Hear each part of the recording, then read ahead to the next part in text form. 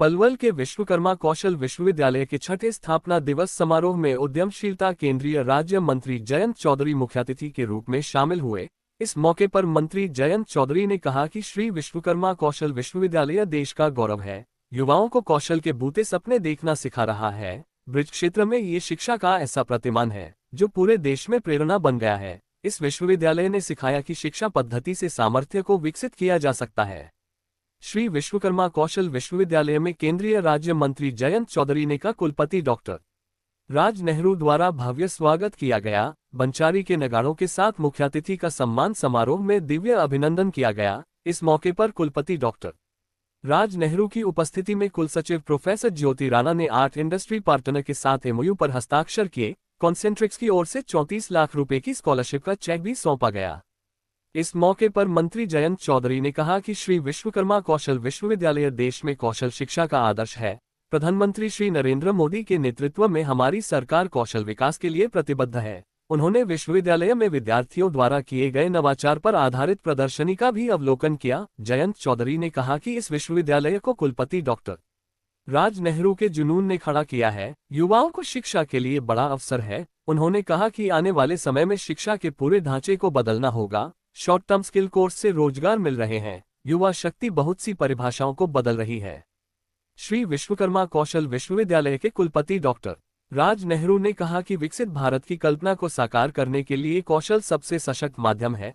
हमने देश को उच्च शिक्षा में कौशल शिक्षा का मॉडल दिया है।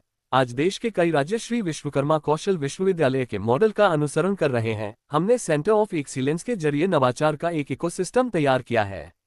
कौशल विकास एवं उद्यमशीलता केंद्रीय राज्य मंत्री जयंत चौधरी ने स्क्रैप से तैयार किए गए कई वाहनों में दिलचस्पी ली और विद्यार्थियों को उद्यमिता के लिए प्रेरित किया। उन्होंने इनोवेशन के लिए कुलपति डॉक्टर राज नेहरू को बधाई देते हुए कहा कि यह नेतृत्व कौशल का परिणाम है।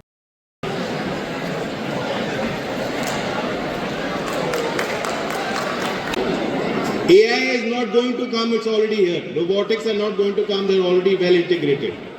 Driverless cars, I saw the other day a story in Beijing. Taxi driver वहां स्ट्राइक हड़ताल कर रहे हैं। क्यों? क्योंकि ड्राइवरलेस कार्स ने उनका धंधा चौपट कर दिया है। चाइना में there entire factories made without a single employ. हमारे यहाँ पूरे रास्ते पे हाईवे पे टोल लगते हैं, टोल देखते हुए जाते हैं। टोल पे तो बच्चियां काम कर रही हैं, गांव के लड़के काम कर रहे हैं, तो मुस्तैदी कर रहे हैं वहां पहलवान टाइप गाड़ियों को रोकने के लिए। गडकरी जी कह रहे हैं कि आपको वहीं सैटेलाइट से ट्रैक कर लेंगे, no need for any toll counters anymore. So if you look at the rudimentary task, जहां बड़े कम शिक्षित लोग जिनको कम प्रशिक्षण मिला है, जहां आज वो रोजगार पा रहे हैं, वे काम आगे बचेंगे कि नहीं बचेंगे? Even in a developing society like India, a rural artisan-based society like India, you can reasonably expect that you are going to get huge amount of migration to centers where there are industries and urban centers, and huge disruption in our way of life. तो education को भी बहुत तीव्र गति से बदलना होगा। हो सकता है कि 5 साल बाद 2 साल की या 6 महीने की डिप्लोमा की ज्यादा वैल्यू हो, ना कि 4 साल की डिग्री की। आपने 12वीं कर ली, 3 महीने का एक टॉप ऑन कोर्स कर लिया। अगर आपकी ऑलरेडी छठी से स्किलिंग स्कूल के सिस्टम में ही बिल्ट इन है, इंटीग्रेटेड है, हो सकता है इंडस्ट्री वाले आपको नौकरी ले लें, हो सकता है आप एंटरप्रेन्योर बन जाओ। मैं ताज्जुब करता हूं कि इतनी कम उम्र में आज ये जो पीढ़ी बैठी है सामने, किस प्रकार से सोच रही है, ग्लास सीलिंग तोड़ रही है, बाधाओं को तोड़ रही है, परिभाषाओं को बदल रही है। वरना गांव देहात के बच्चे हैं, जब ये पैदा हुए इन्होंने अपने घर के वातावरण को देखा, इनको यही लगता होगा कि ये सब चीजें मुझे रोक रही हैं। देखते हैं लंदन की तस्वीर और रहते हैं पलवल के गांव में, मेवात के गांव में। खुले नाले हैं, कचरों के ढेर हैं, गरीबी है, गुर्बत है, लेकिन इनमें अभी भी हिम्मत है कि हम शिक्षा से अगर जुड़ जाएंगे, शिक्षा पद्धति, नई शिक्षा पद्धति से अपने आप को, अपने सामर्थ्य को विकसित करेंगे, तो हमारे लिए कोई बाधा नहीं। तो मैं आपकी हिम्मत को दाद देता हूँ।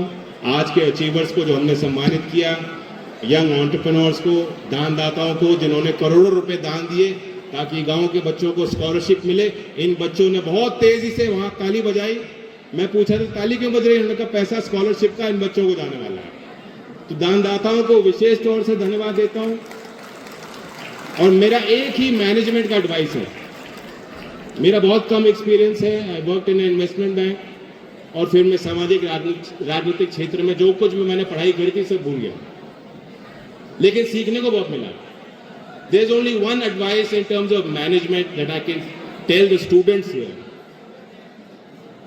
That is that, and this applies across your field, चाहे आप राजनीति में हो, सामाजिक क्षेत्र में हो, किसी एंटरप्राइज में हो, कि आप अगर संकीर्ण विचारों को अपने मन में पालोगे, and if you become a harsh जज of whoever you have to work with, you will never be able to delegate, you will never be able to trust, and you will never be able to grow. Leader वो होता है जो trust कर सकता है और जिसको लोग ट्रस्ट कर सकते हैं। राजनीति में मैंने देखा है, मैंने अपने पिताजी से बात सीखी, राजनीति में विचारधाराएं बदलती रहती हैं, पार्टियां बदलती रहती हैं, चिन्ह बदलते रहते हैं, सोच बदलती रहती है, गठजोड़ बदलते रहते हैं।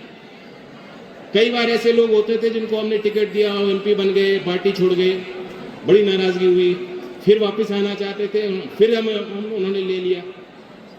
तो ये लचीलापन क्यों है? सामने वाले का बर्ताव को आप नियंत्रित नहीं कर सकते, आप अपने आप को तो नियंत्रित कीजिए, आप दोबारा विश्वास कीजिए। अगर आप विश्वास करना छोड़ देंगे तो फिर जो आदमी आपको सच कह रहा है, जो आपको अच्छी एडवाइस दे रहा है, आपने उसके लिए भी कान बंद कर दिया। So that is my advice to leaders, दिल बड़ा रखना, and you will grow as managers, you will become leaders in society. I don't want to give never ending monologues. जो ने पंजीकरण किया उस इवेंट के लिए 50 से ज्यादा कंपनीज आई, 2000 से ज्यादा बच्चों को ऑफर लेटर मिला है। और आप सोचिए कितना अच्छा दिन मेरे लिए है। वहाँ से मैं यहाँ पे आया हूँ और यहाँ एक जो हरियाणा ने एक अच्छा अनोखा काम किया कि देश का पहला विश्वविद्यालय स्थापित किया जो सिर्फ कौशल पे आधारित है। यहाँ के बच्चे 40% अपना समय क्लासरूम में देते हैं, 60% वो स्किलिंग पे देते हैं, अप्रेंटिस बनते हैं, इंटर्नशिप करते हैं कंपनीज में। स्वाभाविक है कि वो बच्चे ऑलरेडी इंडस्ट्री उनके साथ काम कर रही है, उनको परख रही है, उनको ट्रेनिंग दे रही है, तो जैसे ही पास आउट होंगे उनको नौकरी लगेगी। अभी और संभावनाएं और विकास होना चाहिए इसमें और होना चाहिए, but I am very impressed कि जो यूनिवर्सिटी ने काम किया है। 47 आपके undergraduate, postgraduate programmes हैं। एक अनोखा काम इन्होंने स्किल स्कूल भी स्थापित किया है जो अभी उसकी शुरुआत है, CBSE है। और अभी तक जो pass out percentage academic performance पे आप जज करेंगे तो अच्छा है। अच्छा, और इंडस्ट्री के साथ बड़े एफिलिएशंस किए हैं।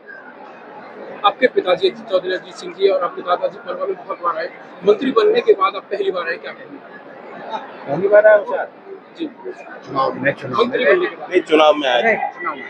मैं चुनाव में आया था, ठीक कह रहे हो, लोकसभा चुनाव में आया था।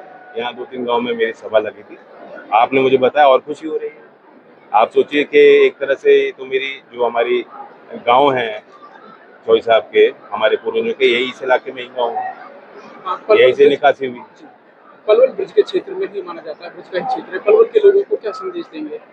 ब्रिज की अपनी एक पहचान है, बोलचाल भी अलग है, खान पान भी अलग है, उस पर गर्व करना चाहिए हम लोगों को। और ब्रज के पर्यटन क्षेत्र को भी विकसित करने के लिए, ब्रज टूरिस्ट सर्किट को एक लिहाज से देखने के लिए, चाहे वो राजस्थान राज्य में हिस्सा हो, हरियाणा राज्य का हिस्सा हो, यूपी राज्य का हिस्सा हो, एक उस दृष्टि से अगर विकास होगा तो हम उसका स्वागत करेंगे। Thank you.